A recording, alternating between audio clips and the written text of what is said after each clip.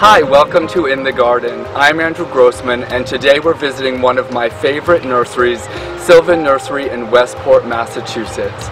Sylvan Nursery stretches out over 300 acres and carries a huge selection of perennials, trees, and shrubs. They also grow their own heaths and heathers and carry a large selection of seashore plantings.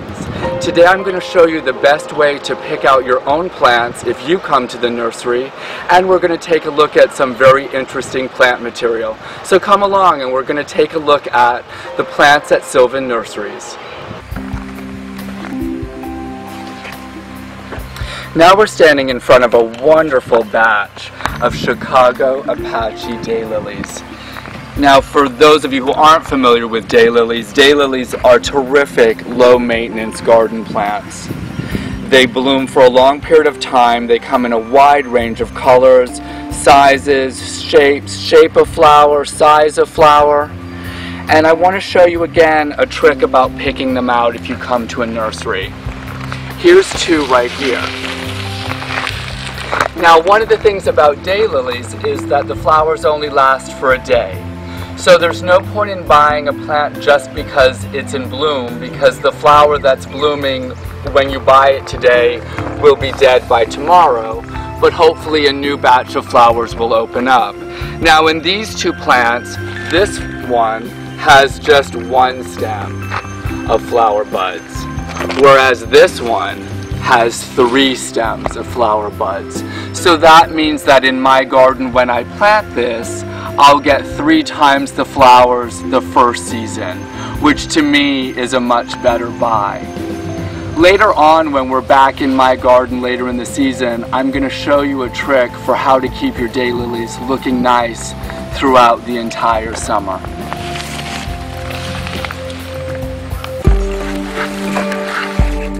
Here we are standing in front of a batch of one of my favorite grasses. This is Miscanthus Morning Light. As you can see, it has beautiful narrow leaves with a very slight white ribbing, which really makes them shine in the sunny garden. Now, grasses primarily are for full sun gardens, so if you're gardening in the shade, most grasses aren't the best choice. But in a moment, I'm going to show you one that is. But here again, let's take a look at 2 choices. I think this is pretty obvious. Of these 2 plants, I would pick this one. The reason is, of course, this one is fuller, it's taller, and it's more even looking than this one, which sort of has a little sort of odd growth situation going on in the middle here. It really makes sense to take time when you're picking out your plants and pick out the best ones. A really good one doesn't cost any more than one that isn't as good, but you'll get a much better effect in your garden.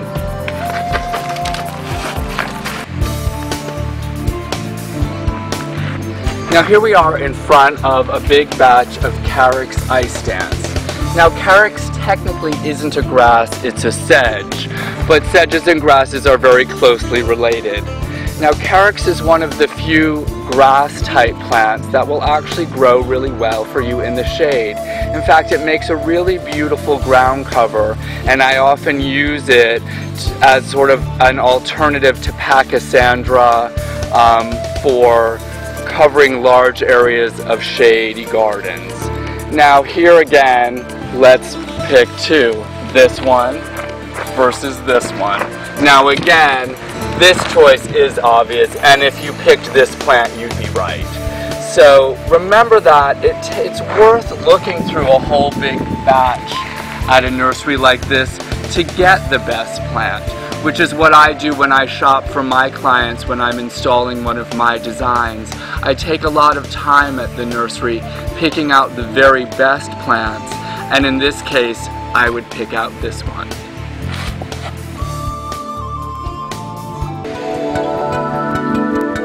Now I'm standing in front of 2 of a new variety of hydrangea called Incredible. Now for those of you who have a lot of shade in your garden and don't know what to plant and what's going to flower for you in the summer, Incredible is a terrific plant. It's very easy to grow, it blooms for a long period of time, and it has really pretty white flowers. Now once these flowers start to age, they'll actually turn green and still be pretty. They're also great to cut and make wonderful flowers to use in a flower arrangement. Now here we have two to choose from. This one, which seems to not have any flowers, and this one, which has quite a few flowers. Of these two, I would pick this one. The reason is, again, when you look at the foliage, this one has really nice dark green leaves. It's fully leafed all the way up and down the pot. This one's leaves are pale. And also, this one actually, when you look closely, is covered with flower buds. They just haven't opened up yet. So this plant is going to give you much more bang for your buck this summer in the garden than this one. So of these two, once again, I would pick the full plant with really nice foliage and unopened flowers versus the plant with larger flowers. Now I want to show you something else about these Incrediballs while we're down here. I want to show you what the flowers look like when the plant is more mature, because they're quite spectacular. This is why they're called Incrediball. Look at the size of these flowers. And I will say again that this is one of the easiest shrubs to grow in the shade. And all you have to do is give it consistent moisture, and it will produce these enormous flowers for you for at least 2 to 3 months out of the summer. Since we've been talking about the shade, I'm going to show you a few other plants that also will do well in your shady garden. I'm a big advocate of using variegated foliage or colored foliage in the garden, because unlike flowers which tend to be transient, colored foliage looks beautiful and adds color to your garden all season long. And as far as choices go, the variegated dogwoods are really terrific. Now I know when I say dogwood, a lot of people think of the flowering dogwoods that we commonly see when we're, walking around in the spring. But there's also a whole selection of shrub dogwoods that are grown primarily for not only their beautiful foliage, but also their stems. This one, the stems are sort of a palish green, but in the winter they'll turn bright yellow, which actually makes this a 4-season interest plant. It has beautiful foliage for the entire growing season, and in the winter the stems are striking with their golden color. There's also a number of varieties that have bright red stems, and they are also beautiful in the winter landscape. All of the shrub dogwoods that are grown for their foliage will tolerate a good deal of shade and also sun, as long as you give them consistent moisture. Right now I'm standing in front of buddleias, or what's more commonly known as butterfly bushes or summer lilacs. This is hands down one of the easiest summer flowering shrubs to grow. All it requires is full sun and somewhat regular watering, but it's also considered drought tolerant. It's a great plant to mix with some of your tougher roses and also with grasses.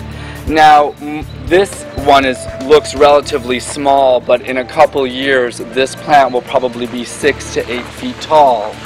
Now for a long time that made growing butterfly bushes difficult for people with smaller gardens, but recently some newer dwarf varieties have come onto the market, and this one, Purple Haze, is one of them. It hasn't started blooming yet, but this plant will stay to a much more moderate height and give you that same long bloom period that people value the butterfly bushes for. And their name is not a lie.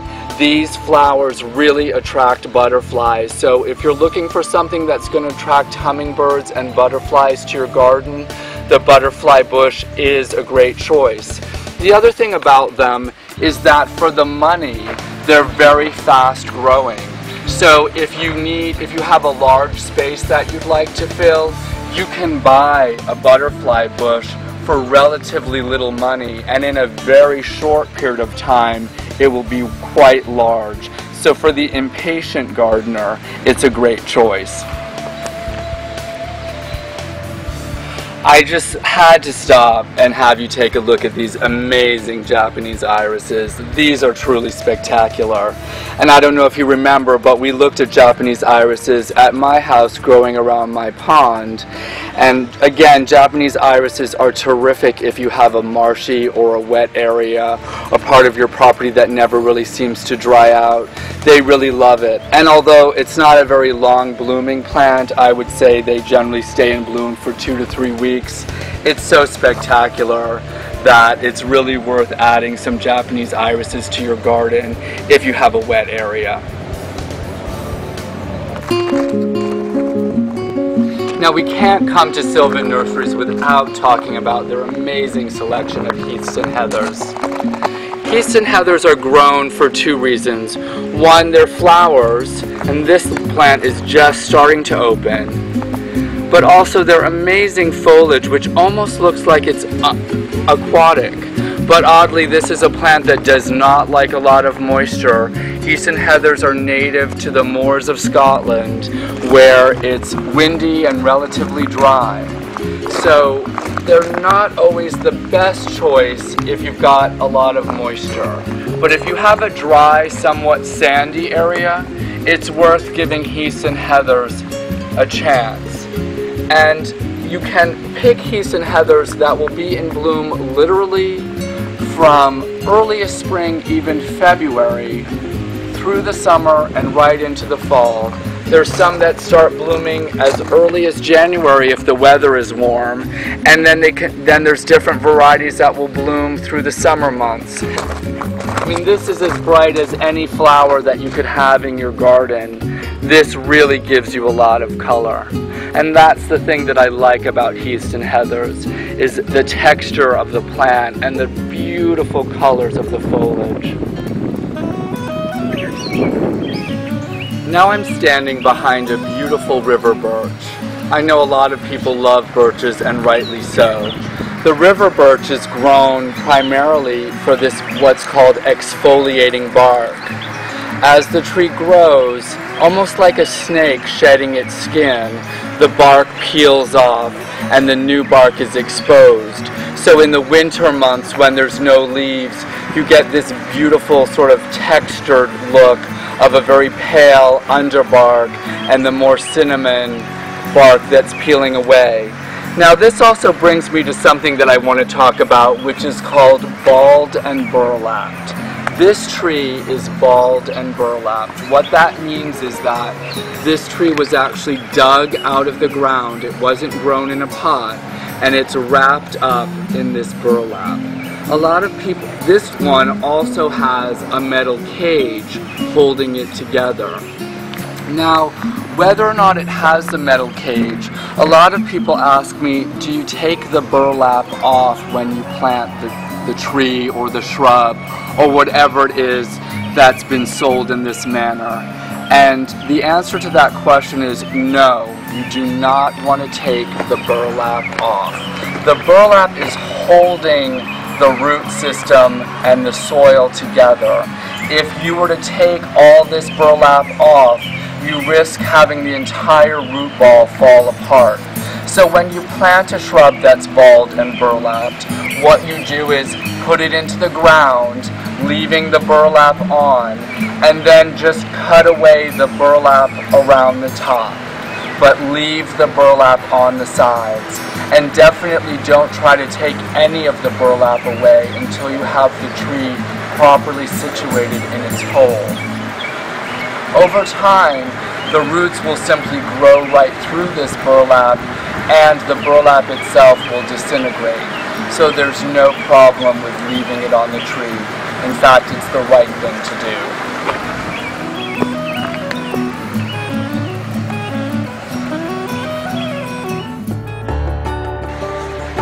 Now I'm standing in a batch of crepe myrtle, or Lagerstromia. Crepe myrtle is most widely known as a southern plant, but with advances in breeding and unfortunately climate change, people are starting to grow them as far north as Boston. This variety is hardy to zone 6, which means that if you plant it in a sheltered place in southern New England, you have a good chance of it surviving. The wonderful thing about crepe myrtles is that they bloom very late in the summer when we don't have a lot of shrubs blooming. The other thing is that crepe myrtles can be cut to the ground in the spring and come up thick, so it's very easy to control the size of them. In fact, for a number of years in my neighborhood in Seekonk, I've driven by a house that has a crepe myrtle that every year is cut to the ground and is just coming into bloom right about now. So if you have a sunny but sheltered spot and you're willing to take a little bit of a risk, you might want to give crepe myrtle a try. It's really a beautiful shrub.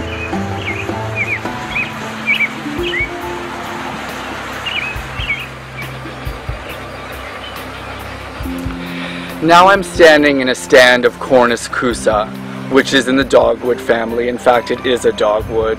But unlike the spring blooming dogwoods, this one flowers with the leaves. The Florida dogwood, which is the one that people most often think of when you mention dogwoods, blooms before the leaves come out. There's two things that I want to say about this tree. The first is that in general, trees are sold not according to height, but by what's called caliper. The caliper is the width of the trunk before the branches start. So when you purchase a tree, what you're paying for is the width of the trunk, not the height of the tree. The other thing I want to say about this tree is that this is one tree that I often see on people's properties that's planted inappropriately.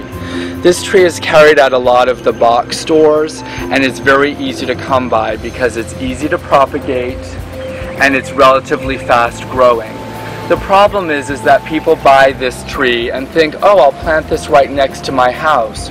Well, what happens is over time these trees get not only tall but proportionately very wide. And so unless you really have a wide space to fill, Cornus cusa is not a good choice. They don't like to be pruned heavily, and often what I see is a Cornus cusa planted too close to someone's house that's trimmed very harshly in order to make it fit. So even though this is a beautiful tree and one that I do particularly like, I caution people to think before they buy one and make sure that you have enough space to accommodate its growth as it matures. This unusual plant is a monkey puzzle tree. Now, I first encountered this tree in England when I was a little child and was fascinated by it.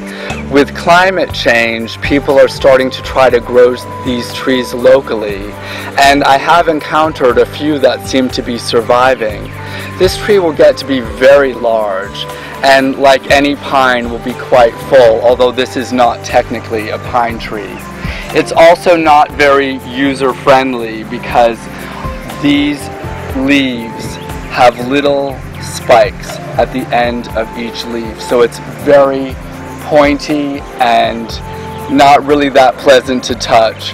But it is a fascinating tree, and if you're looking for something unusual to put in your garden, this might be the choice for you. It does require full sun, and as I said, they're not reliably hardy here, but people are having some luck with them, particularly if you move down towards the Cape where it's more temperate in the winter. So that about wraps up our visit to Sylvan Nurseries. I hope you've enjoyed it, and I hope you'll remember just a few things. When you're buying perennials, make sure you pick a plant that has lots of flower buds as opposed to open flowers, a nice, thick, well-rounded growth, and dark green glossy leaves. If you're buying a plant that's bulbed and burlapped, don't take the burlap off the plant when you plant it. Put it in the ground and then just take the very top of the burlap off. I hope you've enjoyed our visit to Sylvan, and I'll see you next time on In the Garden.